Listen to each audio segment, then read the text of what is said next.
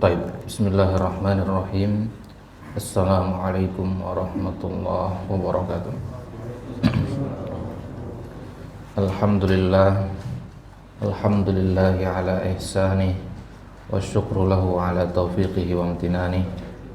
Wa asyhadu an la ilaha illallah wahdahu la syarika lah ta'ziman li sya'nih. Wa asyhadu anna Muhammadan abduhu wa rasuluhu ad-da'i ila ridwanih.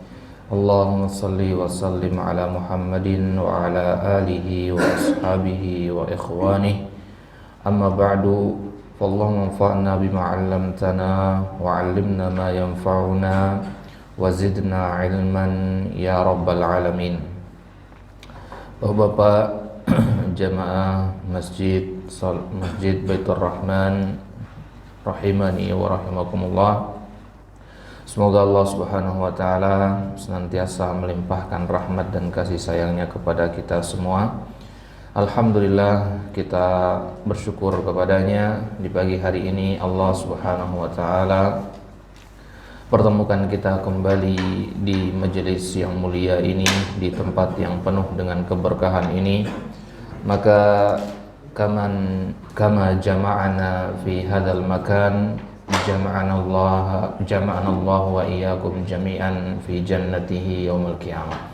Maka sebagaimana Allah Subhanahu wa taala kumpulkan kita di pagi hari ini, semoga Allah Subhanahu wa taala kumpulkan kita kembali di surganya nanti, ya di bawah naungan dari rahmat Allah Subhanahu wa taala.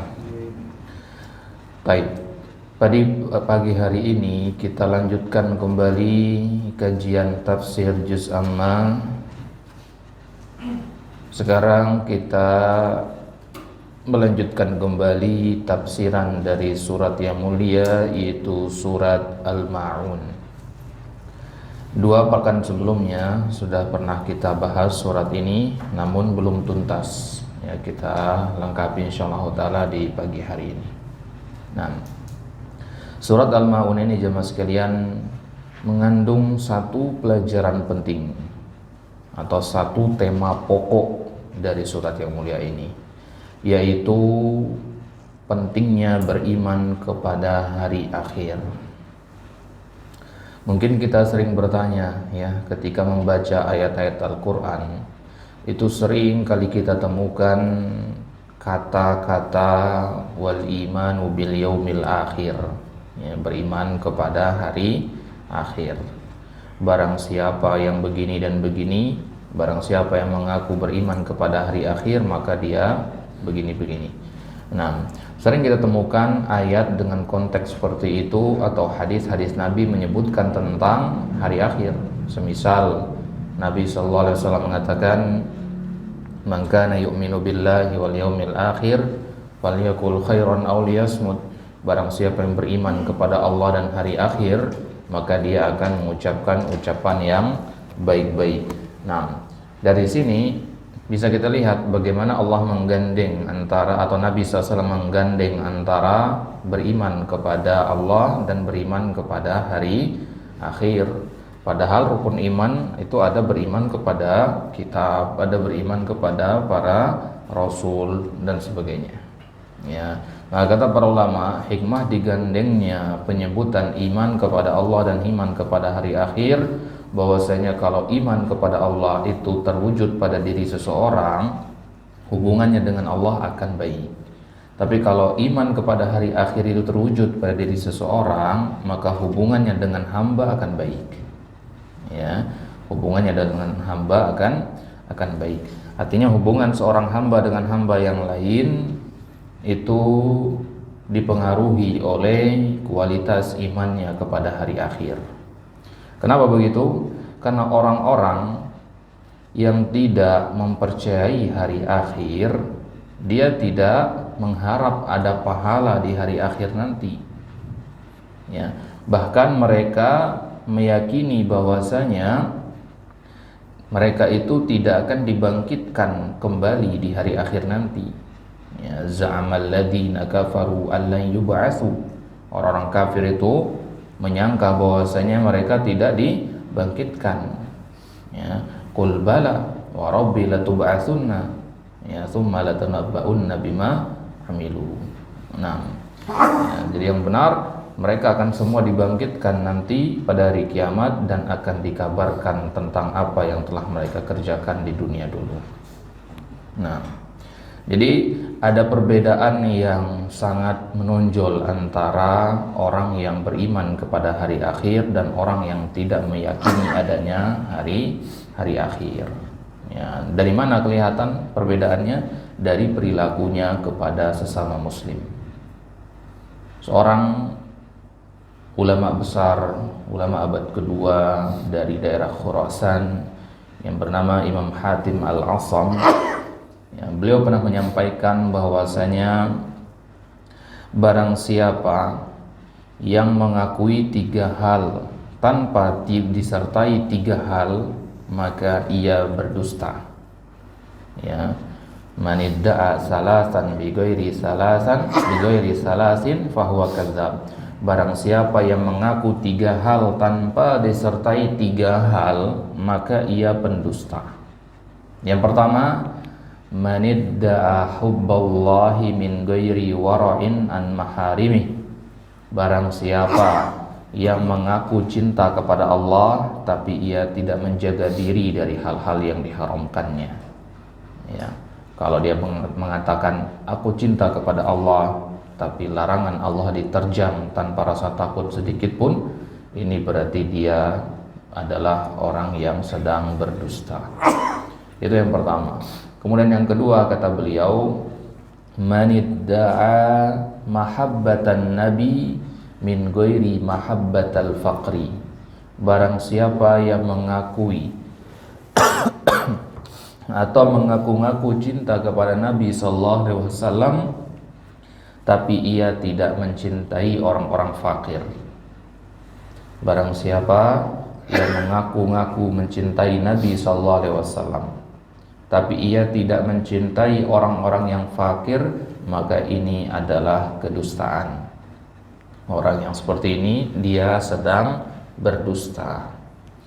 Nah, kemudian yang ketiga, kata beliau, wa manidda'a hubbal jannah min ghairi infaqi malihi. Itu orang yang mengatakan dirinya mencintai surga, berharap untuk dimasukkan ke dalam surga, tapi ia tidak mau menginfakkan hartanya, maka orang yang seperti ini kadzdzab, dia sedang berdusta.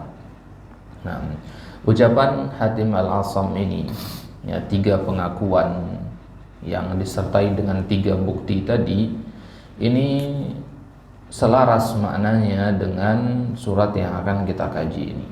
Ya, karena kita katakan tadi inti dari surat Al-Ma'un ini adalah pentingnya beriman kepada hari akhir. Ya, ya, di antara bentuk iman seseorang kepada hari akhir adalah ia menghormati dan mengasihi anak yatim. Kemudian ia juga tidak bersikap bakhil. Nah, ya, jadi akan ada kita temukan nanti 3 ciri orang yang dikatakan berdusta dalam agamanya. Ya, 3 ciri pendusta dalam agamanya, ya, yang akan kita bahas di dalam surat Al-Ma'un ini. Baik, ya, itu dia ucapan dari, ya, Hatim ibn Ulwan Al-Asam atau dikenal dengan nama Imam Hatim Al-Asam. Baik. Nah, kita mulai penafsirannya. Allah Subhanahu wa taala berfirman, ara'aital ladzi yukadzibu biddin. Tidakkah engkau melihat wahai Muhammad bagaimana orang-orang itu mendustakan agama? Fadzalikal ladzi yad'ul yatim. Ya, siapa yang dikatakan orang-orang yang mendustakan agama? Yang pertama, orang-orang yang menghardik anak yatim. Wala yahuddu ala ta'amil miskin, dan ia tidak menganjurkan untuk memberi makan orang miskin. Fawailul lil musallin, maka kecelakaanlah bagi orang-orang yang salat. Ini ciri yang kedua. yaitu orang-orang yang bagaimana? Alladzina hum an salatihim sahun, yaitu orang-orang yang lalai dalam salatnya. Kapan seseorang dikatakan lalai dalam salatnya? Akan kita lihat penafsirannya nanti insyaallah. Kemudian alladzina hum yuraun, orang-orang yang mereka beribadah agar dilihat oleh manusia yang lainnya. Wa yamna'unal ma'un, dan mereka enggan menginfakkan hartanya meskipun itu adalah benda-benda yang kecil sifatnya. Nah, inilah makna secara umum dari surat Al-Ma'un ini. Pendusta agama itu adalah mereka yang menghardik anak yatim, tidak mengasihi anak yatim. Dan yang kedua, mereka melalaikan salatnya, ya. Kemudian yang ketiga, mereka tidak berinfak. Nah, mereka menghardik anak yatim. Ini berarti bertentangan dengan pengakuan seseorang yang mengatakan ia mencintai Nabi, sebagaimana ucapan Al-Asam tadi. Ya, gampang orang mengatakan aku cinta Rasulullah SAW, tapi perbuatannya bertolak belakang dengan ucapannya. Ya, nah, kata orang Arab, kullun yadda'i waslan bi Laila walakin Laila lam tukirra bidzaka. Ya, setiap orang bisa saja ngaku-ngaku punya hubungan spesial dengan si Laila, akan tetapi Laila tidak pernah mengatakan punya hubungan dengannya. Nah, artinya setiap orang bisa saja mengatakan aku mencintai Allah, aku mencintai Rasulullah, akan tetapi ya tolak ukurnya bukanlah pada ucapan, ya, tapi kepada bukti yang bisa ia datangkan. Maka salah satu bukti kita cinta kepada Allah, cinta kepada Rasulullah adalah mahabbatil faqri wal fuqara, mencintai kefakiran dan mencintai orang-orang yang fakir. Nah, kemudian kemarin juga sudah kita bahas beberapa poin yang berkaitan dengan surat Al-Ma'un ini. Dalam mushaf dia adalah surat ke-107, turun terletak di antara surat Quraisy dan surat Al-Kautsar. Ya, jadi insyaallah di pekan selanjutnya kita akan mengkaji tafsiran dari surat Quraisy. Nah, kemudian dari sisi urutan turun, ia turun ke-17, ya. Surat Al-Ma'un ini turunnya ke-17. Turun ya setelah surat At-Takatsur, ya, sebelum surat Al-Kafirun. Nah, kemudian nama dari surat Al-Ma'un ini, ya, ada beberapa nama yang sudah kita ambil kemarin, yaitu Al-Ma'un itu sendiri. Ya, surat ini dinamakan surat Al-Ma'un karena penghujung suratnya berbunyi wa yamna'unal ma'un. Nah, jadi kadang nama-nama surat itu diambil dari ayat yang ada di dalam surat itu sendiri. Nah, intinya diambil, ya. Al-ma'un itu artinya barang-barang yang kecil, barang-barang yang remeh, yang kalau hilang tidak terlalu kita pikirkan, ya. Nah, jadi orang-orang yang mendustakan agama itu menginfakkan hartanya dari benda-benda yang kecil ini saja tidak mau. Ya, para ulama memisalkan al-ma'un itu seperti pulpen, kertas, ya, jarum, ya, kemudian garam, kemudian panci. Ya, ini dipermisalkan dalam kitab-kitab tafsir.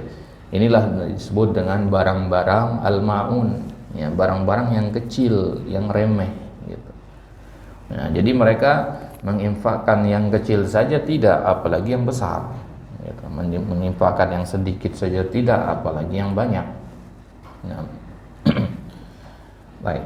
Kemudian nama lain dari surat Al-Ma'un ini juga dikenal dengan nama surat Ad-Din, ya, surat agama atau surat pembalasan. Ya, kenapa? Karena di awal berbunyi ara'aital ladzi yukadzibu bid-din. Nah, ya, karena isi dari surat ini adalah tentang ciri orang-orang yang mendustakan ad-din, mendustakan agama. Nah, kalau pada ayat Malik Yaumiddin, nah, ad-din di situ artinya agama atau pembalasan. Pembalasan. Nah, jadi kalau dikatakan Yaumiddin itu pasti artinya adalah pembalasan. Ya, Tapi kalau tidak disertai dengan kata yaum, maka makna ad-din itu adalah agama. Ada 4 maknanya, tapi 2 ini yang paling sering kita temukan di dalam Al-Quran. Baik. Kemudian yang ketiga, nama lain dari surat Al-Ma'un ini adalah at-takdzib, pendustaan, karena berisi tentang bagaimana orang-orang itu mendustakan agama. Kemudian yang keempat, surat Al-Yatim, yang dinamakan surat Al-Yatim karena ada penyebutan tentang anak yatim di situ nanti. Kemudian ada juga yang menamakan surat ini dengan nama surat Ar-Ra'aita karena diambil dari awal suratnya. Ar-Ra'aita alladzi yukadzibu biddin. Nah, kemudian surat ini dari sisi turunnya ada yang mengatakan dia Makkiyah, ada yang mengatakan Madaniyah. Ya, ulama yang mengatakan surat ini Makkiyah adalah diantaranya Atha dan Jabir. Kemudian Qatadah mengatakan surat ini Madaniyah. Kemudian pendapat yang ketiga mengatakan surat ini Makkiyah sebagian, Madaniyah sebagian. Gitu ya. Ya, jadi surat Al-Qur'an itu jarang ada yang turun utuh sekaligus. Ya. Kadang turun 1 sampai 3 ayat dulu. Besoknya baru turun ayat keempat, kelima dan seterusnya. Nah, dan jarak turunnya itu bisa jadi jauh. Ya, bisa jadi jauh jaraknya, bisa berbulan-bulan. Nah, ya, semisal surat Al-Ma'un ini menurut pendapat yang ketiga bagian pertamanya itu turun di Mekah, ya. Ayat 1 sampai ayat 3 itu turunnya di Mekah. Kemudian ketika Nabi hijrah di Madinah, turunlah ayat yang keempat dan seterusnya. Nah, apalagi surat-surat yang panjangnya semisal surat Al-Baqarah, ya, surat Ali Imran, ya. Itu jarak turunnya jauh-jauh, ya, bahkan kadang ya ayat 1 sampai 10 misalkan itu turunnya belakangan, ya, duluan turun ayat 11 sampai 20. Nah, lantas gimana kita tahu urutannya kalau begitu? Nabi yang mengajarkan, ya. Nabi menyampaikan kepada Zaid bin Thabit, ya wahai Zaid, uktub hadza tilwa hadza. Wahai Zaid, tulislah ayat yang ini setelah ayat yang ini. Berarti urutan ayat, urutan surat itu sifatnya tauqifi. Tauqifi artinya harus pakai dalil. Jadi nggak boleh sembarangan kita bolak-balik nomor surat itu atau nomor ayat itu. Nah, jadi kalau surat utuh boleh, ya, surat utuh boleh. Artinya misalkan hari ini kita salat, ya, ketika salat kita baca, ya, di rakaat pertama surat An-Nas, ya, kemudian di rakaat yang kedua kita baca surat misalkan Al-Humazah, ya, boleh. Ya, kalau kita lihat di urutan di mushaf kan Al-Humazah duluan daripada An-Nas. Nah, boleh dibalik kalau yang seperti itu. Tapi kalau ayat nggak boleh. Ayat ketiga kita baca duluan baru baca ayat pertama, nggak boleh. Nah, kemudian kalau dalam sholat, ini sholat sendirian, ya, atau ketika jadi imam, yang lebih utama itu adalah menyelesaikan satu surat full daripada mengambil dari pertengahan surat saja. Misalkan kita hafal juz 30, kita juga hafal surat Al-Baqarah, kemudian kita baca pertengahan saja dari surat Al-Baqarah, maka lebih afdal kita baca satu surat dari juz 30, ya, tapi seluruhnya, gitu ya. Kenapa? Karena maknanya sudah selesai kalau kita baca satu surat. Tapi kalau kita ngambil hanya pertengahan surat saja, maknanya belum selesai, khawatirnya terpotong, begitu ya. Nah, bukan berarti tidak boleh, ya. Maka seorang imam itu harus paham kapan dia memotong, ya, dari mana mengambil dan dari sampai mana dia mengambil itu harus paham. Kenapa? Agar tidak kepotong pembahasannya, ya. Ya, contohnya di surat ini, ya, jangan memotong di kalimat fawailul lil musallin, kan, celakalah orang-orang yang sholat, dipotong di situ, ya, maka maknanya tidak bagus. Maka artinya kecelakaan bagi orang-orang yang sholat, fawailul lil musallin. Ya, kemudian dia Allahu Akbar, ya, kurang pas di situ memotongnya. Nah, jadi kalau dikatakan sah, salatnya sah, cuman kurang pas. Ya, kenapa? Karena orang yang berada di belakang imam itu kan menyimak bacaan imam, ya, mentadabburinya, memahaminya dengan baik. Nah, maka kalau dipotong seperti itu, belum selesai mengambil faedah dari ayat-ayat yang ia dengar. Baik. Jadi surat ini sebagiannya Makkiyah, sebagiannya Madaniyah. Ini menurut pendapat yang ketiga. Nah, jadi kenapa dikatakan sebagian Makkiyah, sebagian Madaniyah? Karena ayat yang pertama sampai ayat yang ketiga ini turunnya berkaitan dengan seseorang yang bernama Al-As bin Wa'il. Al-As bin Wa'il ini orang yang ya suka menghardik anak yatim, ya, benci sekali dengan anak yatim dia. Ya, artinya dia orang yang bakhil.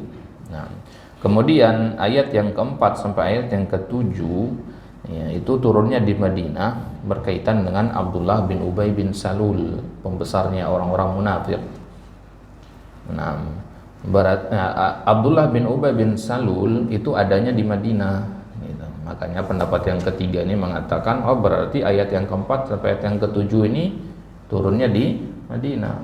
Nah, sedangkan Al-As bin Wa'il itu adanya di Makkah, yang orang kafir Quraisy. Baik. Kemudian sebab turunnya berkaitan dengan beberapa orang.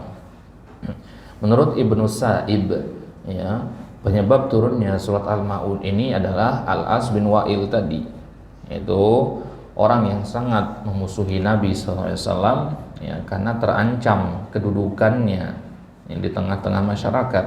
Ketika dakwah Nabi mulai tersebar dan banyak orang masuk Islam, dan dalam Islam itu tidak dibedakan antara budak ataupun tuan kecuali dengan ketakwaannya, maka Al-As bin Wa'il ini menolak keras itu, ya, karena dia tidak mau disetarakan dengan budak. Nah, Al-As bin Wa'il ini adalah seorang tokoh Quraisy yang terkenal dengan kecerdasannya dalam berretorika, pintar ngomong dia, dan sangat menguasai syair. Ya, di zaman itu orang yang menguasai syair adalah orang yang dianggap terpandang, ya, orang yang dianggap mulia. Baik.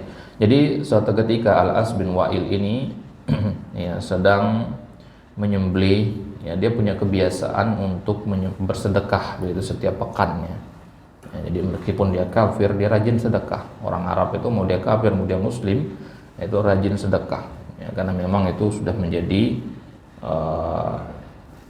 kebudayaan mereka, sudah menjadi kebiasaan mereka. Ya. Jadi Al-As bin Wa'il ini punya kebiasaan untuk bersedekah setiap pekannya. Suatu ketika, ya, ketika dia sedang membagi sedekahnya, datanglah seorang anak yatim, ya, meminta bagian dari sedekah itu, ya, tapi dia malah memukul si anak yatim tadi dengan ujung tongkatnya, ya, dihardik, yang tidak diberikan apa yang dia minta. Nah, kemudian yang kedua, menurut Ibnu Jurayj, sebab turunnya surat ini adalah ada seorang bernama Abu Sufyan ibn Harb. Ya, kisahnya kurang lebih sama, dia menghardik anak yatim juga. Kemudian ada orang namanya Amr bin A'id, ya, Amr bin A'id. Kemudian ada Al-Walid bin Al-Mughirah. Kemudian ada Abu Jahal, ya, kemudian ada, ya, orang munafik secara umum. Nah, Abu Jahal kenapa dimasukkan di sini? Ya, karena Abu Jahal ini dia menanggung seorang anak yatim. Ya, dia menjadi wali seorang anak yatim. Jadi harta si anak yatim itu disimpan sama Abu Jahal karena masih kecil si anak tersebut, tapi nggak diberikan harta tersebut kepada si anak tadi, ditelantarkan sampai si anak yatim ini tidak memiliki baju, ya, nggak pakai pakaian si anak yatim ini. Nah, maka suatu ketika Abu Jahal sedang kumpul dengan teman-temannya, sedang menikmati makanan di rumahnya, datanglah si anak yatim yang tidak berbaju tadi dengan lusuh, ya, datang dengan kelaparan, meminta haknya dari harta yang ditinggalkan oleh orang tuanya, ya, warisannya yang dipegang sama Abu Jahal itu. Nah, kan tapi Abu Jahal malah tidak memberikan harta tersebut, malah diusir si anak tadi. Nah, si anak tadi pun lari menuju ke rumah Nabi SAW mengadukan hal tersebut. Maka Nabi pun dengan marah datang ke rumahnya Abu Jahal. Kemudian di hadapan teman-temannya Abu Jahal, ya, Nabi meminta agar harta si anak yatim itu dikembalikan. Nah, maka diberikanlah haknya, Kemudian kawan-kawannya Abu Jahal melihat hal tersebut mengatakan, "Wahai Abu Jahal, kenapa engkau berikan? Apakah engkau takut kepada Muhammad?" Nah, maka kata Abu Jahal, "Ya, demi Allah saya tidak takut sama Muhammad, ya. Tapi saya takut tersambar oleh dua pedang besar yang ada di kiri dan kanannya."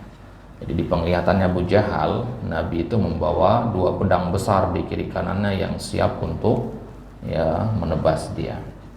Nah, baik. Sekarang kita ambil penafsiran dari ayat yang pertama, ara'aital ladzi yukadzibu biddin. A di situ artinya apakah? Ya, apakah? Nah, banyak sering kita temukan dalam Al-Qur'an ya, apakah engkau melihat wahai Muhammad? Tidakkah engkau melihat wahai Muhammad? Apakah engkau paham wahai Muhammad? Nah, ya, pertanyaan yang seperti ini ya bukanlah pertanyaan yang membutuhkan jawaban. Ini namanya al-istifham liqasdi ta'ajjub. Pertanyaan dengan tujuan untuk menunjukkan kekaguman. Ya, misalkan seorang guru melihat di kelas ada seorang santri tidur, maka si guru berkata, "Apakah begini cara seorang penuntut ilmu belajar?" Nah, pertanyaan ini kan konteksnya. Tapi maknanya bukan meminta jawaban di situ, tapi pertanyaan itu untuk menunjukkan keheranan, kok begini gitu. Ya. Ya. Penuntut ilmu kok begini. Ya, misalkan begitu. Nah, maka di sini ara'aital ladzi yukadzibu biddin, a di sini untuk menunjukkan ketakjuban. Ya. Kok ada orang yang mendustakan agama, yaitu orang yang menghardik anak yatim. Gitu. Ya, berarti untuk menunjukkan buruknya perbuatan itu.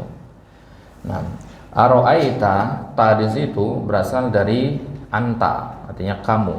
Ya, ra'ai artinya melihat. Berarti apakah engkau melihat alladzi yang yukadzibu artinya mendustakan.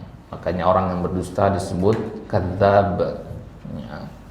Biddin, ia mendustakan ad-din. Ad-din itu ada beberapa penafsiran. Yang pertama hukum Allah, yang kedua al-hisab, yang ketiga al-jaza, yang keempat Al-Quran. Nah, jadi makna dari ad-din pada ayat ini ada 4 penafsiran. Yang pertama, apakah engkau melihat wahai Muhammad orang yang mendustakan hukum Allah? Itu yang pertama. Yang kedua, apakah engkau melihat wahai Muhammad orang yang mendustakan al-hisab, ya, hari penghitungan amal, ya. Kemudian yang ketiga, apakah engkau melihat wahai Muhammad orang yang mendustakan al-jaza, ya, hari pembalasan, ya. Kemudian yang keempat, apakah engkau melihat wahai Muhammad orang yang mendustakan Al-Qur'an? Nah, yang kedua dan yang ketiga ini maknanya sama. Al-hisab dengan al-jaza itu kurang lebih maknanya sama. Al-hisab artinya penghitungan amal, al-jaza itu lebih umum, itu pembalasan amal. Nah, jadi mereka mendustakan adanya hari pembalasan. Artinya mereka mengatakan bahwasanya apapun yang kita kerjakan di muka bumi ini tidak ada efeknya di akhirat nanti, tidak dibalas gitu. Ya, kata mereka, kita hidup di dunia ini seperti ranting pohon yang hijau kemudian menjadi kering, kemudian lapuk, jatuh ke tanah, ya, dimakan rayap, ya, kembali menjadi tanah lagi. Tidak ada apa-apa setelahnya. Ya, tidak ada surga, tidak ada neraka, tidak ada azab kubur, tidak ada hari penimbangan amal baik dan sebagainya. Nah, ya, itu yang dimaksud dengan orang-orang yang mendustakan agama. Dan para ulama menetapkan kaidah bahwasanya ingkarul qiyamah aslun di jami'i anwa'il kufri wal ma'asi. Pengingkaran terhadap hari kiamat merupakan penyebab dasar munculnya kekafiran dan kemaksiatan. Ya, kalau kita lihat kenapa ada orang-orang yang gampang bermaksiat kepada Allah, kenapa orang-orang banyak yang melakukan kekufuran kepada Allah padahal mereka tahu itu adalah kekufuran dan kemaksiatan? Jawabannya adalah karena mereka mengingkari adanya hari kiamat.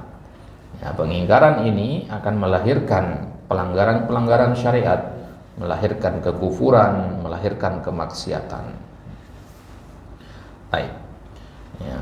Di dalam Al-Qur'an di ayat yang lain Allah Subhanahu wa taala berfirman, "Aidza mitna wa kunna turaban." Jadi Allah ceritakan di sini ucapan orang-orang kafir itu. Apakah kalau kita mati nanti dan kita sudah jadi tanah, ya, wa idhaman, kita sudah jadi tulang belulang, a inna lamab'utsun, apakah kita akan dibangkitkan? Ya, kita udah jadi tulang, udah jadi tanah, apakah kita akan dibangkitkan? Awa unal awwalun, apakah nenek moyang kita juga begitu? Ya, kakek nenek kita yang sudah lama meninggal, apakah juga akan dibangkitkan? Nah, bagi orang-orang kafir Quraisy, ini ucapan mereka kala itu ya. Ya, bagi orang-orang kafir Quraisy kala itu adalah sebuah hal yang sangat mustahil. Ya, bahkan ada salah seorang kafir Quraisy yang datang kepada Nabi membawa ya tulang yang sudah rapuh, ya tulang manusia yang sudah rapuh. Ya tinggal digenggam begini aja sudah lebur, jadi ya saking rapuhnya tulang ini, saking lamanya. Ya, dia membawa tulang yang rapuh ini ke hadapan Nabi, kemudian mengatakan, "Wahai Muhammad, ya, apakah tulang ini nanti akan dibangkitkan menjadi manusia lagi?" Ya, dengan nada mengolok mengatakan begitu di hadapan Nabi. Nah, maka turunlah ayat ini, ya, surat Yasin ayat 78, "Man yuhyil idhama wa hiya ramim." Dialah yang akan menghidupkan tulang belulang meskipun dia sudah lapuk. Ya, meskipun dia sudah hampir menjadi debu. Baik. Karena menciptakan manusia dari ketiadaan saja Allah mampu, apalagi menghidupkan mereka kembali. Tentu ini lebih mudah lagi bagi Allah. Gitu ya. Ya, kita yang dulunya tidak ada menjadi ada di muka bumi ini diciptakan oleh Allah. Ya, Allah mampu melakukan itu. Maka membangkitkan kita kembali nanti pada hari kiamat tentu jauh lebih mudah bagi Allah Subhanahu wa taala. Baik.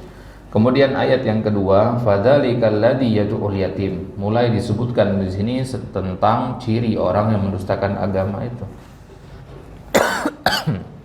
Fadzalika, maka itulah mereka. Ya, di pelajaran bahasa Arab kita ambil makna zalika ini bahwasanya dia menunjukkan sesuatu yang jauh. Ya. Kata para ulama ini untuk menunjukkan betapa jauhnya orang-orang yang menghardik anak yatim itu dari agama. Jadi semakin orang itu tidak menyayangi anak yatim, semakin jauh pula dia dari agama. Nah, fadzalikal ladzi artinya yang, yad'u artinya ad-daf'u bil unfi wal jafwah, menghardik dengan ucapan dan mendorong dengan ya, perbuatan.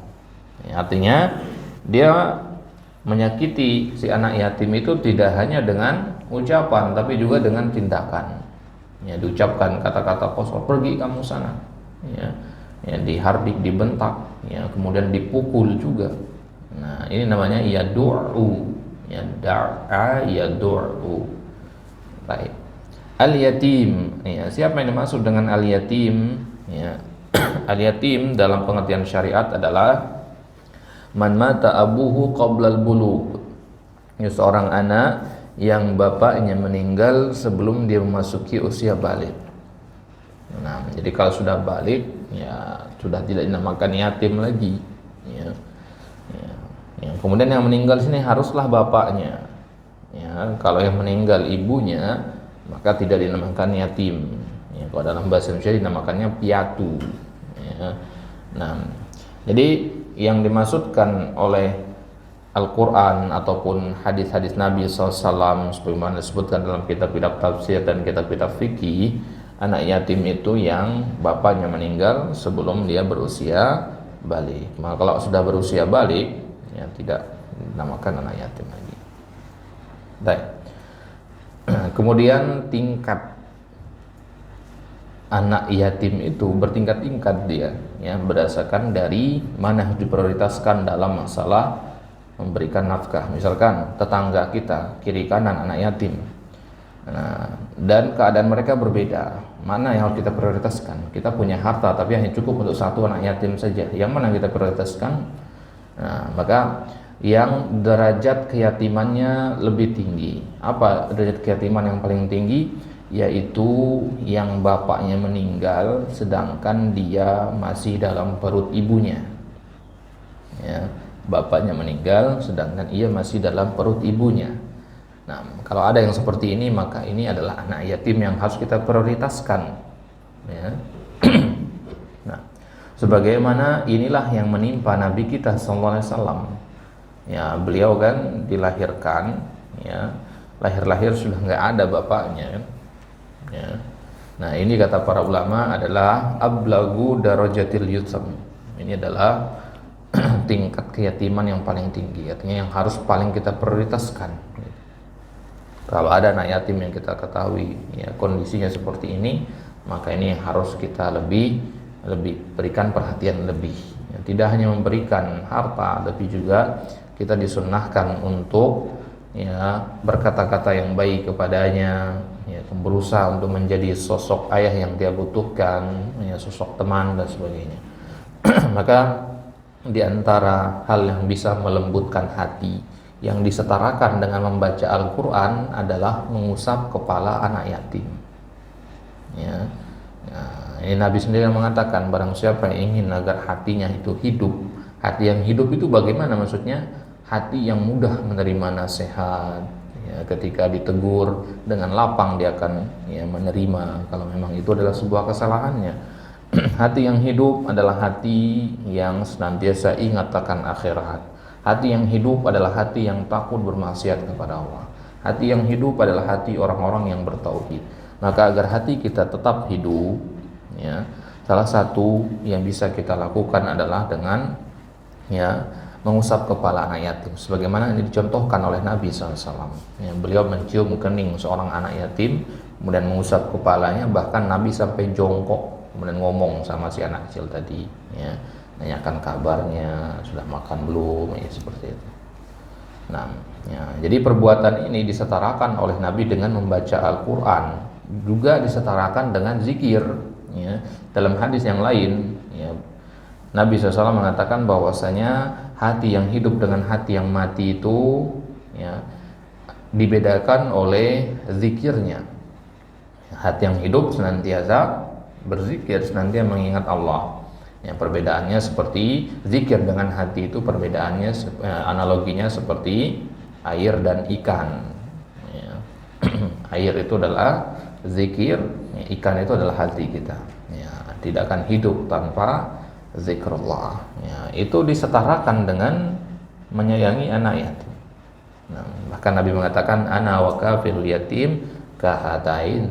Ya, aku dan orang yang menanggung anak yatim itu seperti dua ini. Ya, kemudian beliau mengasih isyarat dengan jari telunjuk dan jari tengah beliau. Saking dekatnya Nabi dengan anak yatim, dengan orang yang menanggung anak yatim.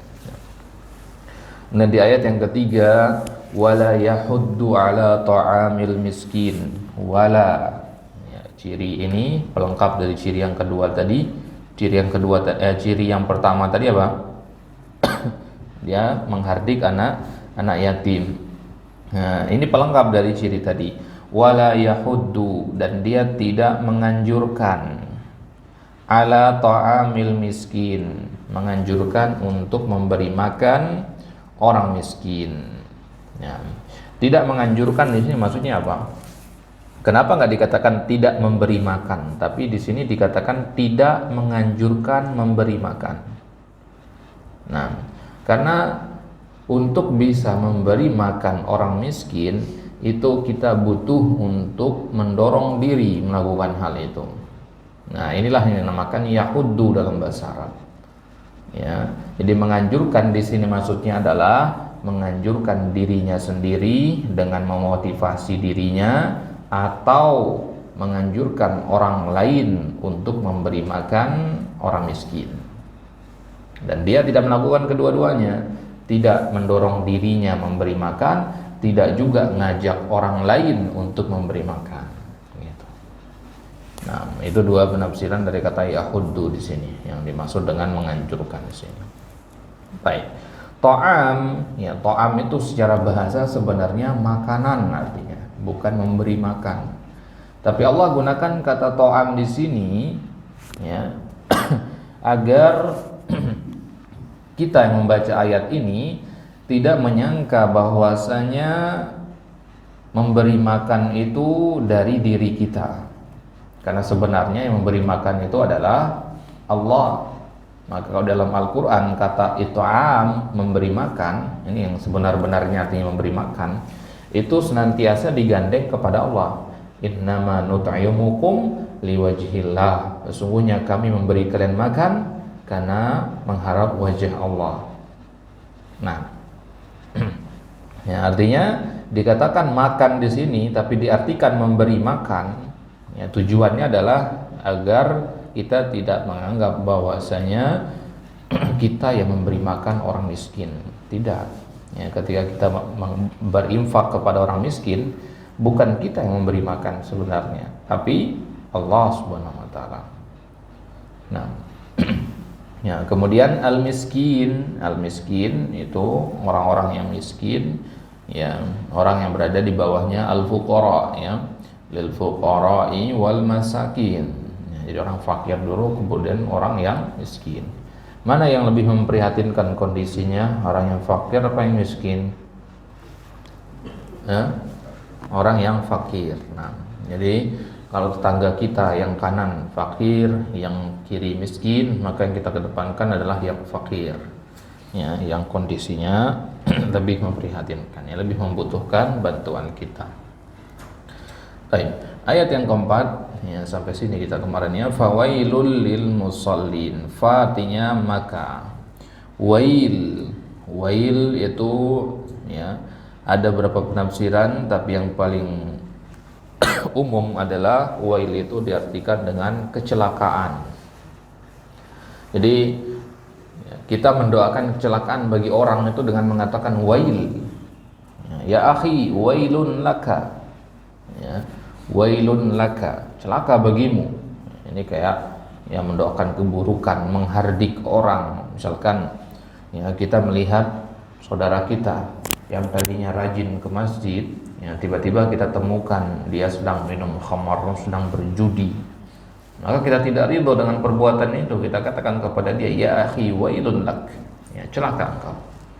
Nah, berarti kalimat ini, kalimat zajar namanya, kalimat ya, bentakan, kalimat yang keras, ya, wailun laka ini boleh kita ucapkan di kondisi-kondisi yang memang ya di situ memungkinkan untuk kita mengucapkannya, gitu ya. Ya, jadi boleh kita mengatakan begitu, ya, agar orang yang melakukan keburukan tersebut ya sadar bahwasanya apa yang dilakukan itu adalah sebuah kesalahan. Baik. Jadi kata wail ini ada disebut juga di dalam ayat-ayat yang lain, dan ada di awal dari dua surat. Yang pertama surat Al-Mutaffifin, yang kedua surat Al-Humazah. Surat Al-Mutaffifin itu isinya tentang ya tidak boleh berbuat curang dalam jual beli.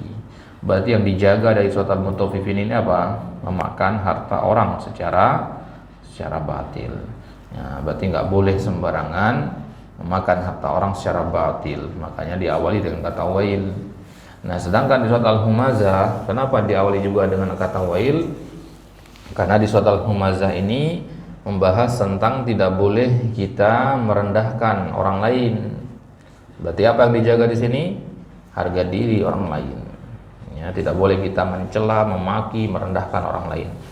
Nah, berarti dua hal ini harus dijaga dengan baik, harta dan harga diri. Ya, tidak boleh ya melanggar dua hal ini. Kenapa? Karena diawali dengan kata wail, dan hanya dua surat ini saja yang diawali dengan kata wail. Taib. Fawailul lil musallin, maka kecelakaan bagi orang-orang yang salat. Ya, orang-orang yang salat kok celaka? Bagaimana ini maksudnya? Ya. Nah, kecelakaan bagi orang-orang yang salat. Ya, tapi di sini ditafsirkan oleh ayat selanjutnya. Ini namanya tafsirul Quran bil Quran. Ayat Al-Quran itu saling menafsirkan satu sama lain. Dari sini bisa kita lihat bahwasanya nggak boleh kita memahami Al-Quran hanya melihat kepada ayat itu tok, ya, tidak memperhatikan konteksnya, tidak melihat kepada keseluruhan, ya, keseluruhan ayatnya. Nah, jadi kalau kita ingin memahami makna ayat yang ketiga, ya kita baca dari ayat yang pertama juga, ya, baru baca juga ayat selanjutnya biar kita paham konteksnya. Baik. Ya, misalkan di sini fawailul lil musallin, kecelakaan bagi orang-orang yang sholat. Nah, orang yang sholat kok celaka? Ya, ternyata tafsiran selanjutnya, orang yang sholat maksudnya orang yang alladzina, yaitu mereka yang hum, mereka an sholatihim, dari sholat mereka, mereka itu sahun. Ya, sahun artinya lalai. Ya, jadi tidak semua orang yang sholat itu celaka. Yang celaka di sini hanyalah orang-orang yang lalai dalam sholatnya. Nah, apa itu sahun? Ya, lalai tadi. Ya, lalai itu ya kadang ada di antara misalkan qiraatnya Ibnu Mas'ud, ya. Ibnu Mas'ud, Abdullah bin Mas'ud membaca ayat ini dengan kata lahun. Ya, belum baca alladzina hum an salatihim lahun. Ini qiraatnya Ibnu Mas'ud. Nah, ya, apa bedanya sahun dengan lahun? Sama saja dari sisi mana, ya. Sahun itu sebenarnya artinya lupa. Ya, lahun artinya orang yang menyanyiakan. Ya, intinya sama, berarti lalai gitu, ya. Ya, orang yang melalaikan sholatnya. Taib. Nah, sekarang siapa yang dimaksud dengan orang yang melalaikan sholatnya? Ada beberapa definisi para ulama yang kita rangkumkan di sini. Yang pertama, orang yang menunda-nunda sholat. Ya, jadi Nabi sendiri yang menafsirkan ayat ini. Ya, ketika turun ayat tadi, para sahabat bertanya, ya Rasulullah, siapa yang dimaksud dengan orang-orang yang sahun itu, orang-orang yang lalai itu?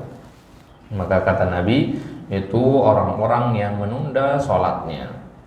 Ya, dia bisa mengerjakan di awal waktu, tapi dia mengakhirkan sampai, ya, akhir waktu. Ya, masih waktunya. Misalkan sholat zuhur, ya, sholat zuhur mulai dari jam 11.40, ya, 11.40 siang sampai jam 3, ya.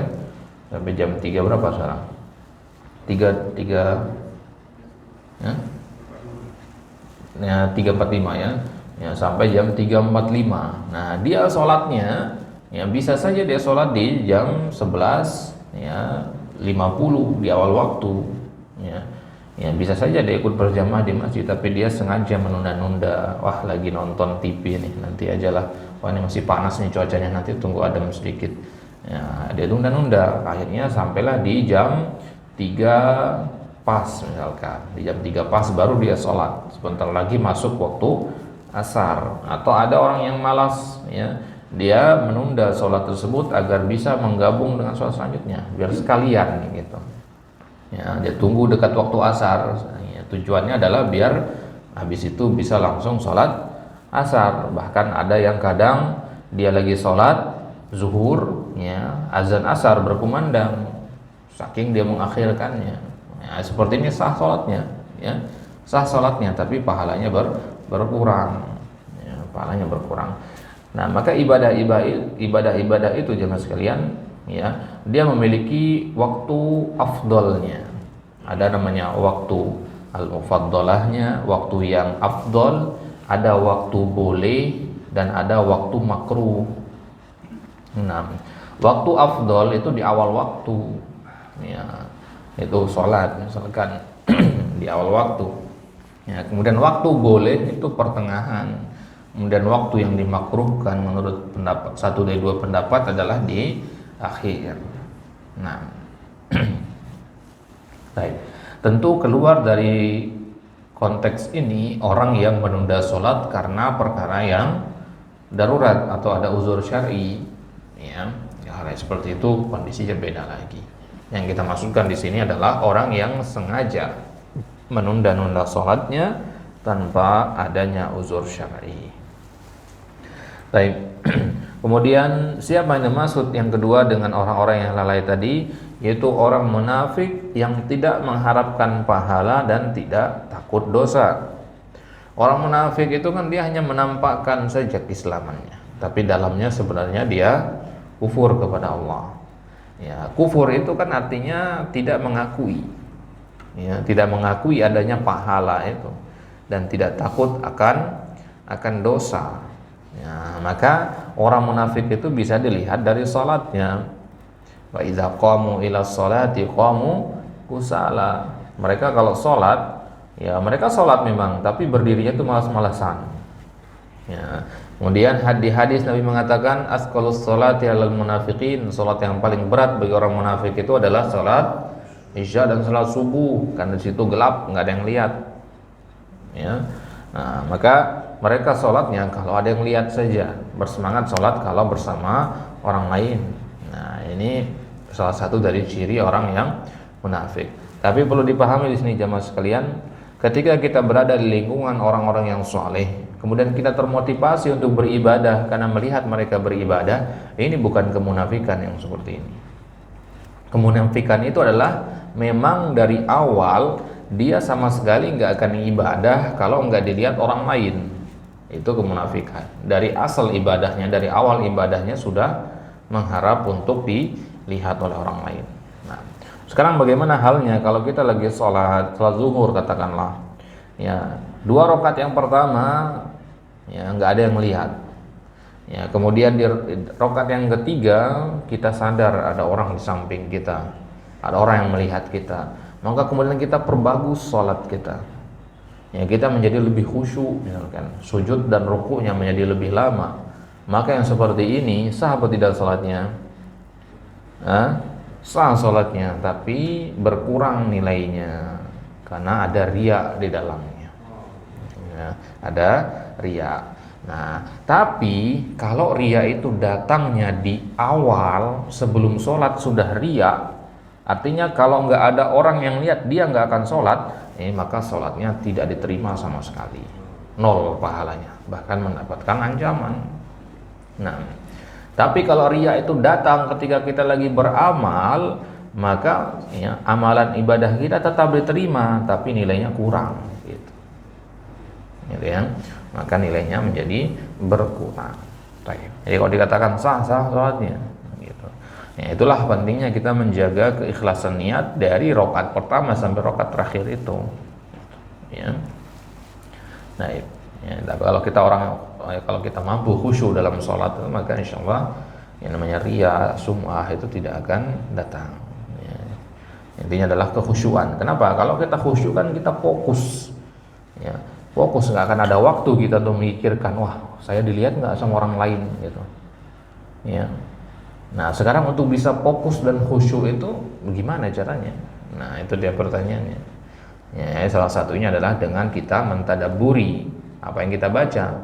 Kalau kita fokus mentadaburi bacaan yang kita dengar dari imam atau mentadaburi bacaan kita sendiri, maka tidak ada waktu kita untuk memikirkan orang di kiri dan kanan kita, gitu. Nah, kemudian yang ketiga yang dimaksud dengan orang yang lalai dalam sholatnya adalah orang yang banyak menoleh ketika sujud. Jadi di awal-awal Islam dulu, ya, para sahabat itu dalam sholatnya masih pada ngobrol, ya, awal-awal masuk Islam. Nabi biarkan itu, ya, Nabi biarkan di awal-awal, karena untuk mengumpulkan mereka sholat berjamaah 5 waktu saja, ya sudah susah di awal-awal dulu, ya, karena harus sembunyi-sembunyi biar nggak dilihat sama orang kafir Quraisy dan sebagainya, ya, maka ketika ada yang ngobrol pas lagi sholat, ya, ada temannya sholat dan datang satu lagi, ya, ucapkan salam kepada teman yang sholat, assalamualaikum, ya, nanya kabar, ya, salaman, ya, terjadi begitu, gitu.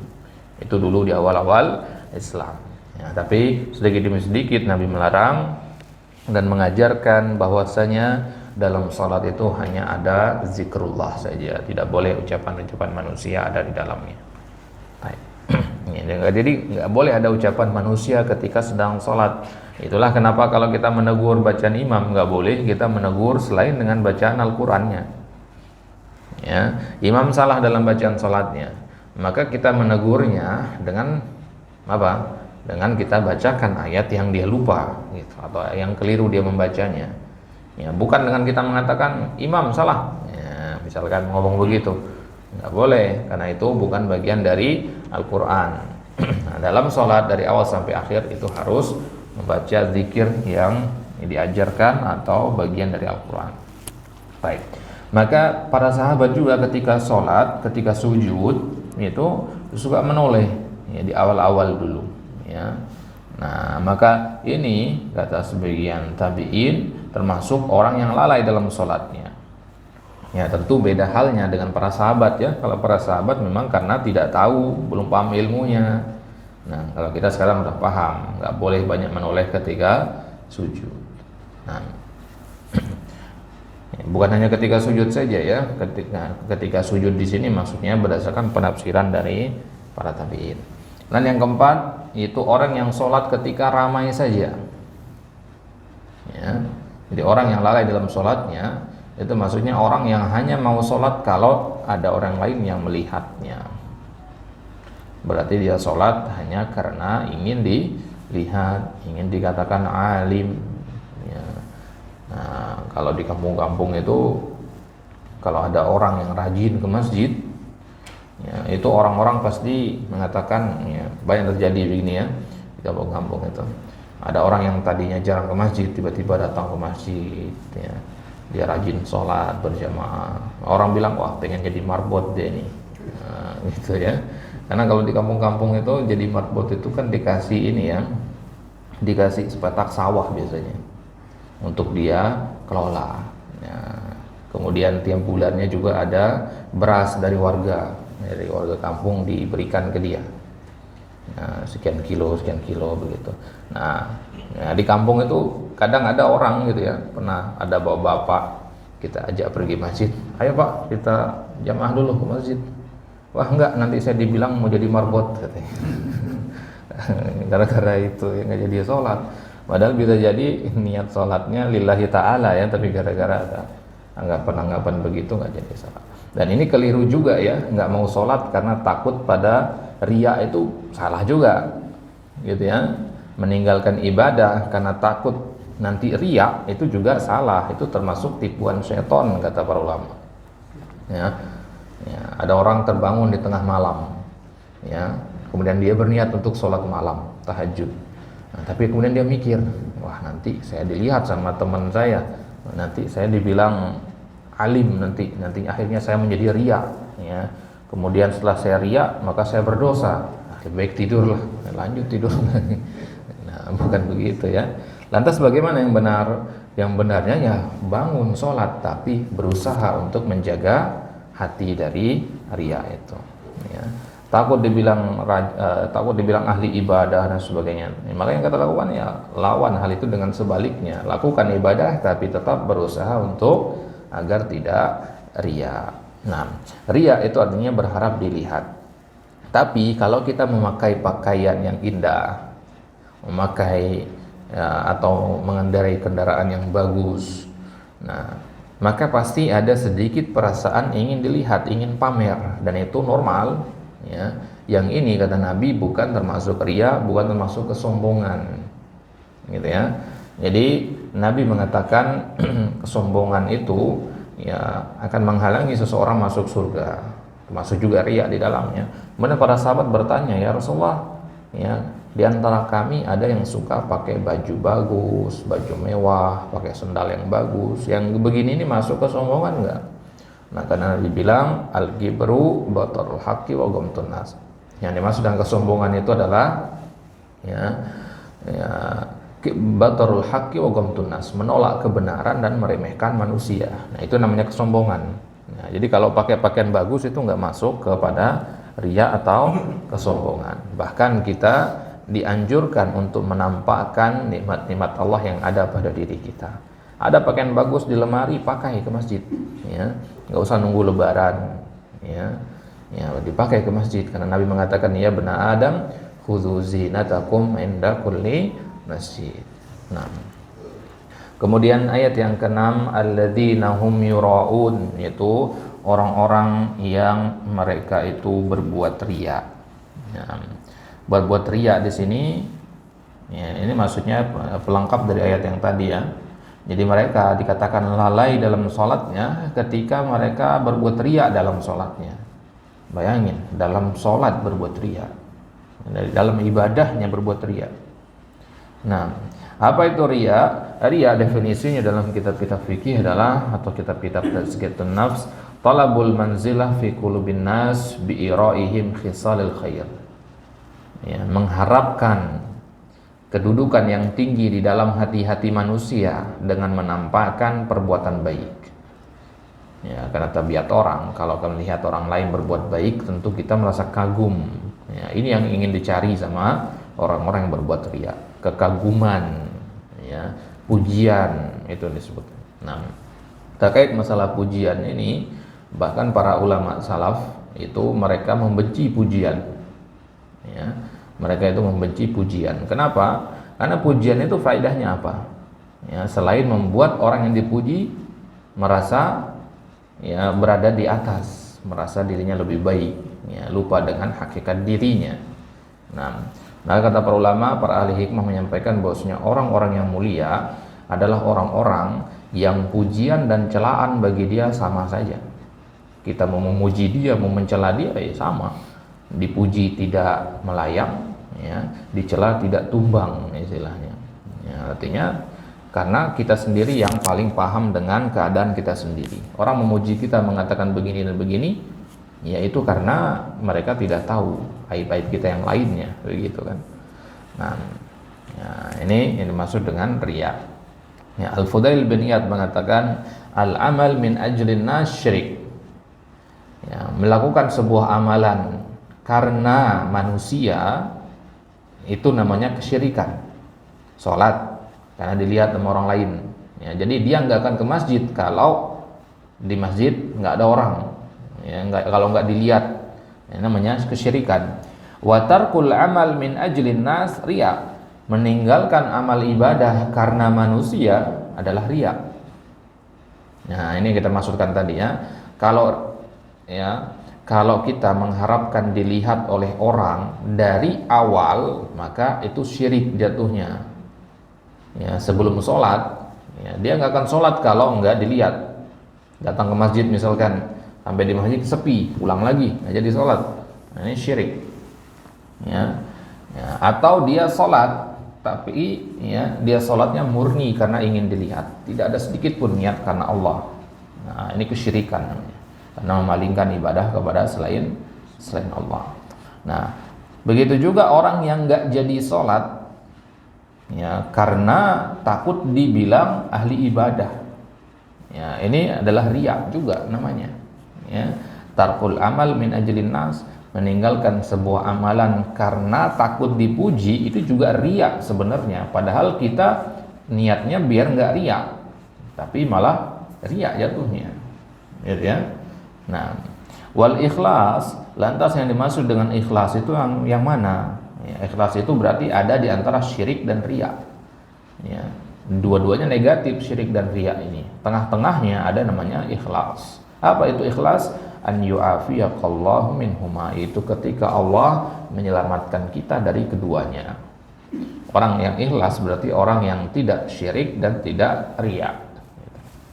Nah, karena duanya adalah penyakit hati yang mengurangi bahkan membatalkan ibadah kita.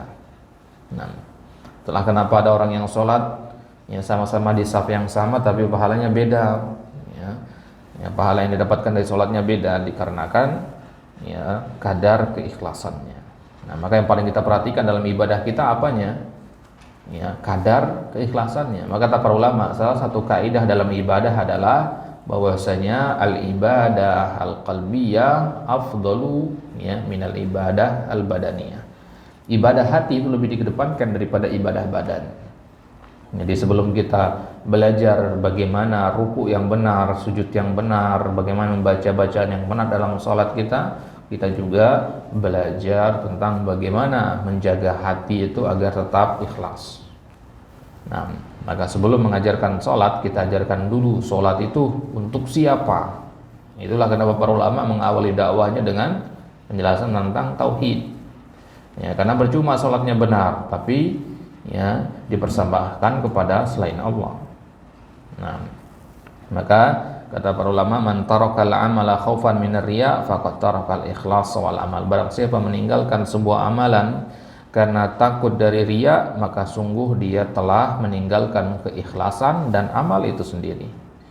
Nah, Nabi kita sallallahu alaihi wasallam bersabda, ya, ala ukhbirukum bima huwa akhafu alaikum indi minal masihid dajjal. Wahai para sahabatku, mau enggak aku kasih tahu kalian sesuatu yang paling lebih aku takuti kepada kalian daripada fitnah dajjal, daripada datangnya dajjal. Dajjal ini sesuatu yang sangat mengerikan, ya, fitnah yang besar, ya, bagi manusia. Akan tetapi ada satu hal yang lebih aku khawatirkan dan takutkan kepada kalian. Maka kata para sahabat, ya, qulna bala ya Rasulullah. Ya, apa itu ya Rasulullah? Maka Nabi mengatakan asyirkul khafi, syirik yang tersembunyi.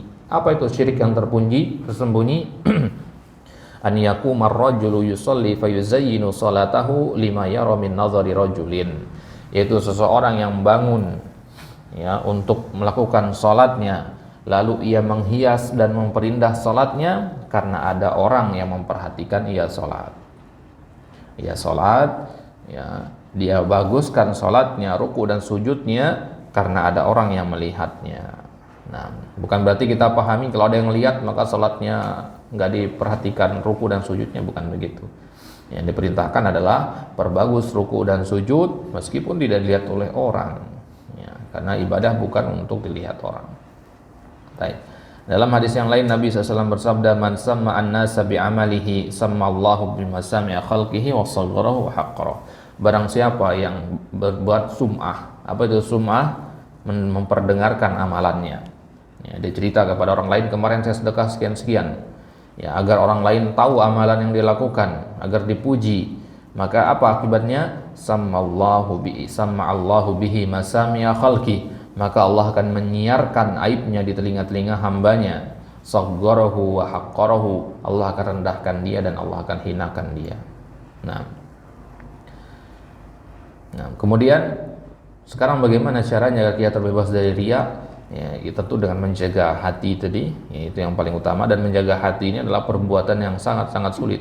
Karena para ulama mengatakan ma'alajatu syai'an asyadda 'alayya min niyati. Tidak ada satu penyakit yang lebih susah untuk aku obati selain menjaga keikhlasan niat.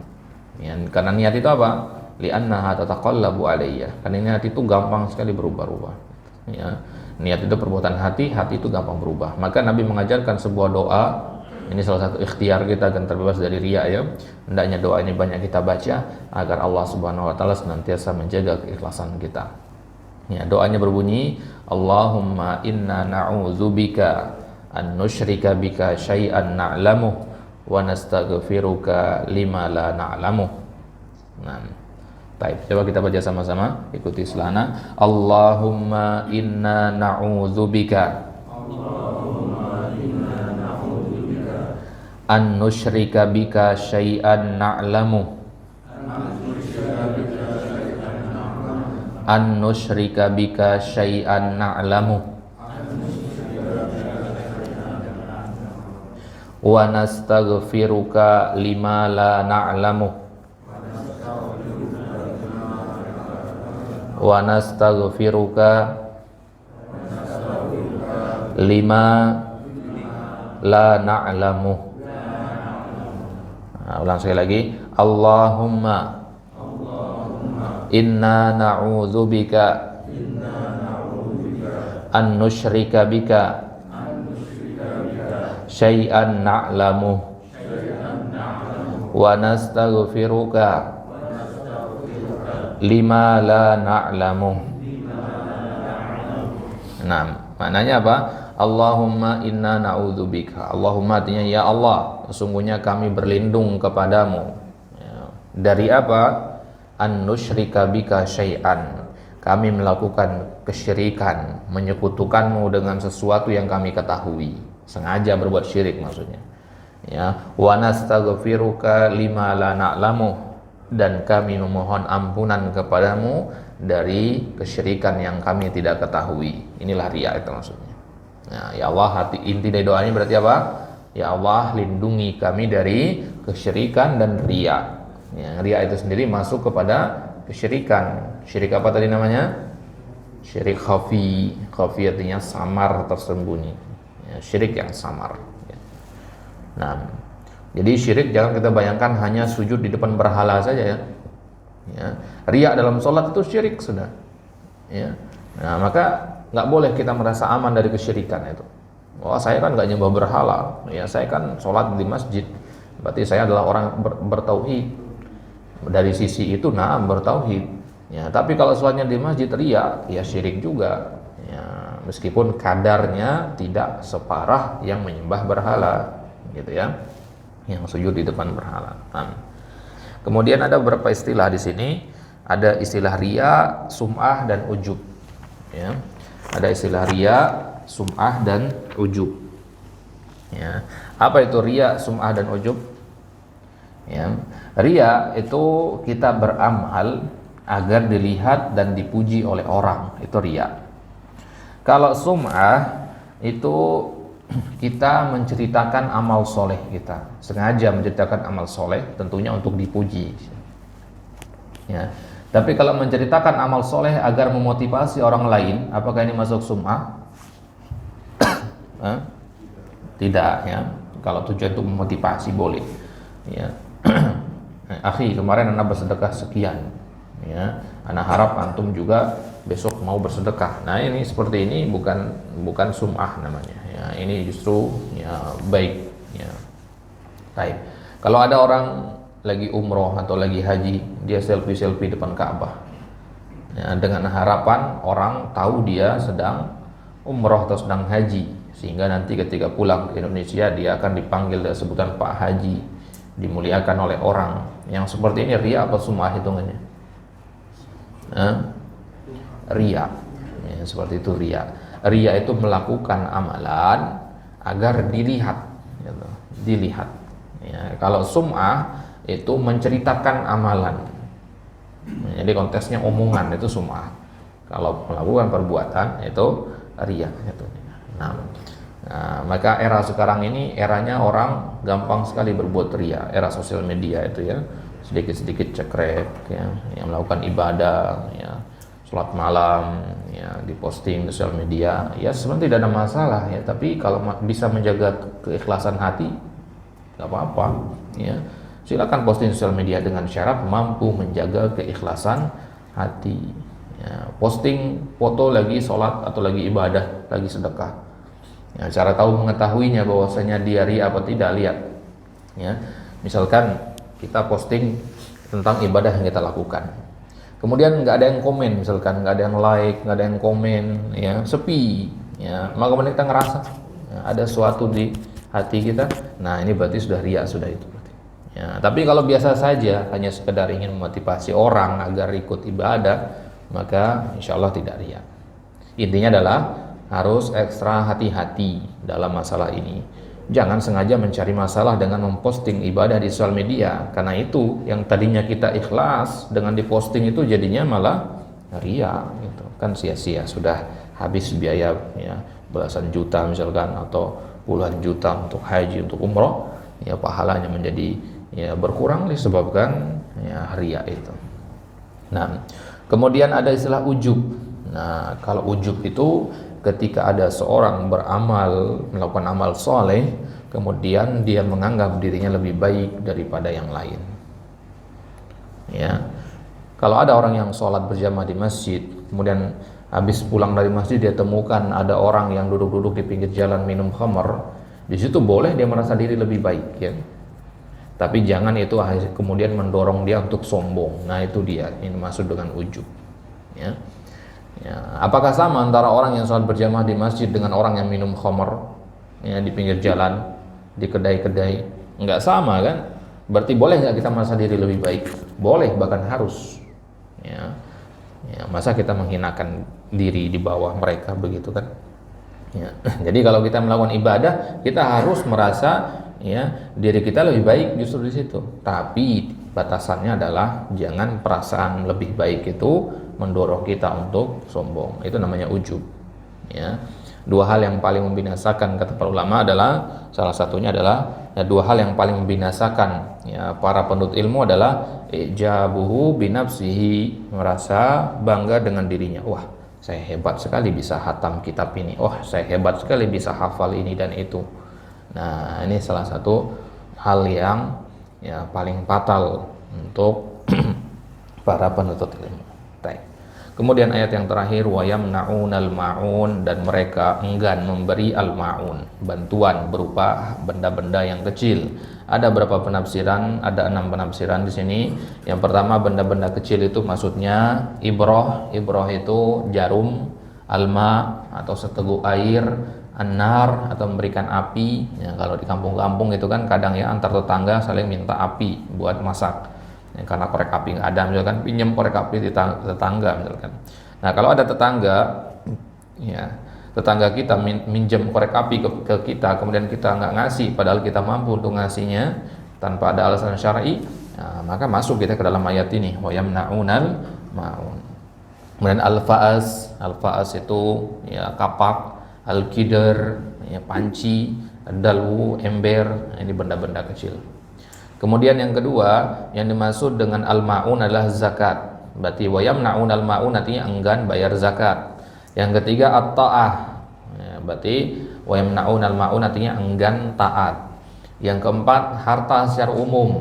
Wa yamna'un al-ma'un artinya orang yang enggan menginfakkan hartanya apapun bentuknya. Kemudian yang kelima, al-ma'ruf, yaitu orang yang enggan memberikan bantuan berupa kebaikan, pertolongan maksudnya.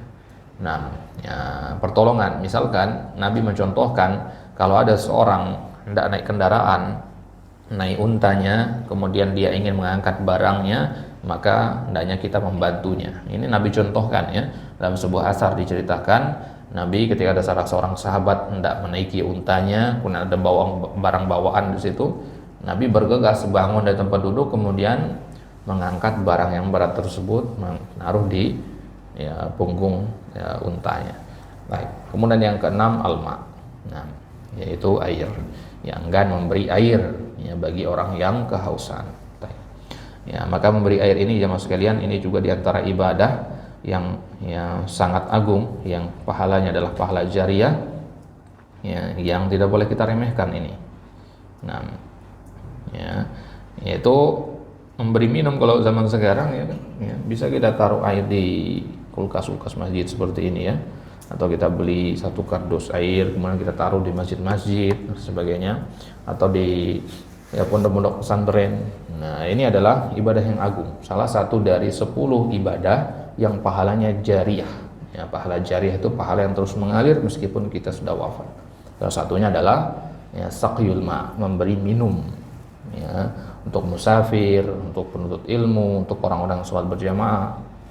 Nah, ini ibadah yang ya mungkin bagi kita ya sepele ya, tapi pahalanya besar di sisi Allah. Nah, baik, ini dia akhir dari penafsiran kita, penafsiran dari surat Al-Ma'un. Allah taala ala wa alam. Ya, sebelum kita tutup, pada pertanyaan silakan. Ya, seputar surat Al-Ma'un.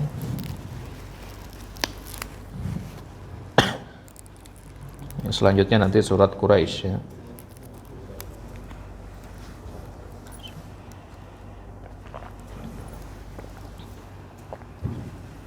Ada pertanyaan?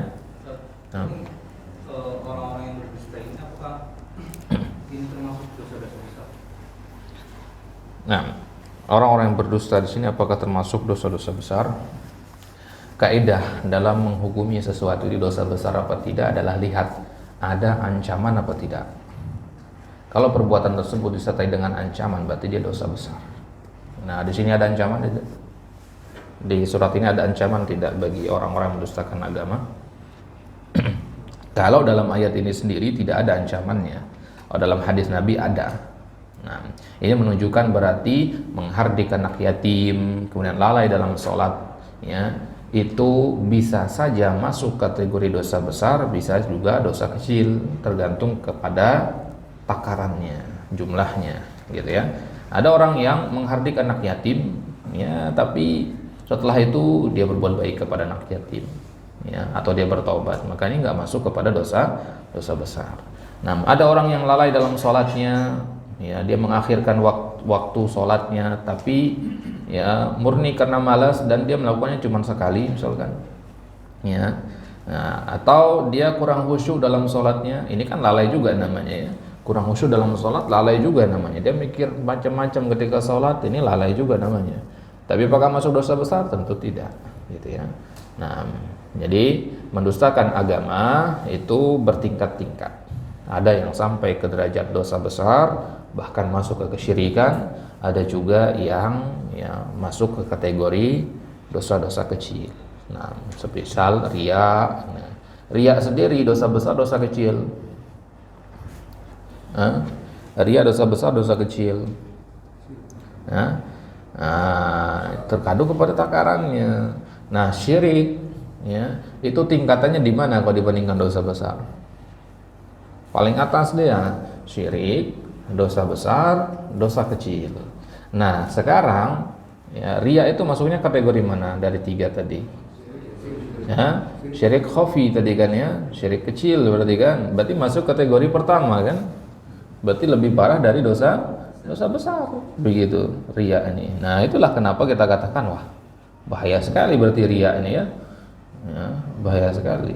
Nah, jadi kalau perbuatan ada ancamannya di dunia maupun di akhirat, diancam ini dan itu, maka dia dosa besar. Ya. Khamar ada ancamannya nggak di dunia? Ya, kalau orang minum khamar ada ancamannya nggak di dunia? Ada hukumannya kan? Apa? Dicambuk. Ya. Mencuri, potong tangan. Ya, berzina, dirajam. Ini dosa-dosa besar berarti. Kenapa? Karena ada hukuman, ada ancaman minimal di situ.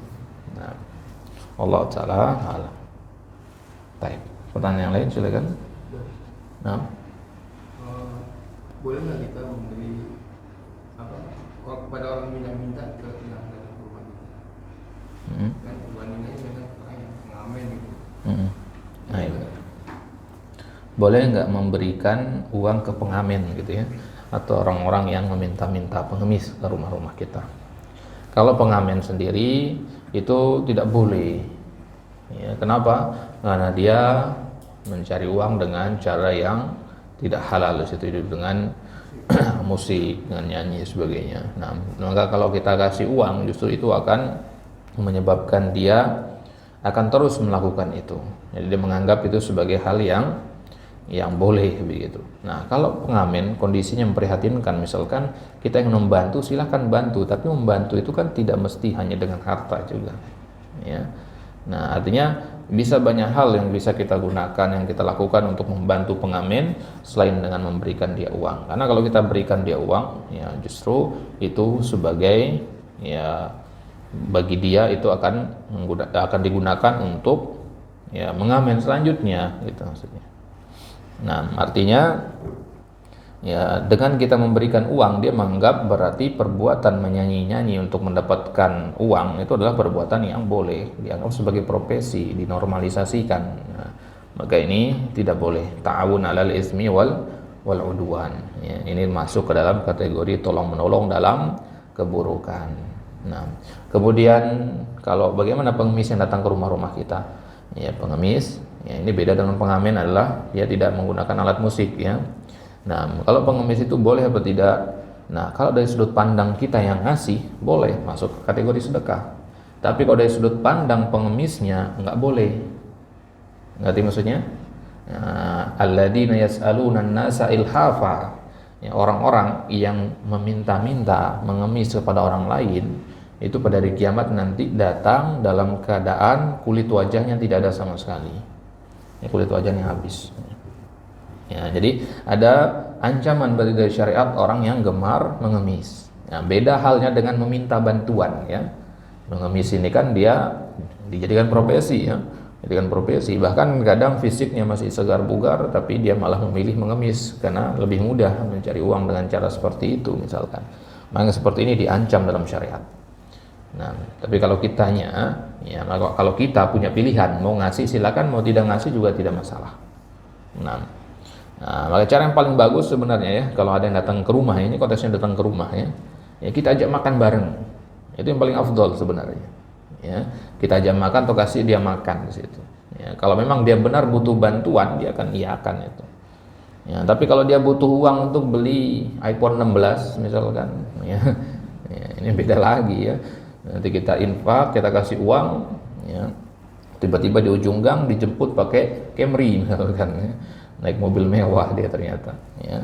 Nah, sekarang banyak seperti itu. Ya, tapi tidak masalah ya. Ketika kita bersedekah kepada orang kemudian ternyata tadinya kita niat sedekah itu agar dia gunakan untuk makan, tapi malah digunakan untuk beli handphone misalkan. Apakah pahala kita berkurang? Tidak. Ya, dia yang bertanggung jawab tentang apa yang dilakukan. Kalau kita sendiri tidak akan mengurangi pahala kita. Tapi kita kalau bersedekah tentu berharap agar sedekah kita sesuai sasaran, ya kan? Nah, agar pahala sedekah kita terus mengalir. Nah, bagaimana caranya? Ya banyak harus kita perhatikan di situ. Entah objek sedekahnya siapa, kemudian tata cara sedekahnya, bentuk sedekahnya harus diperhatikan.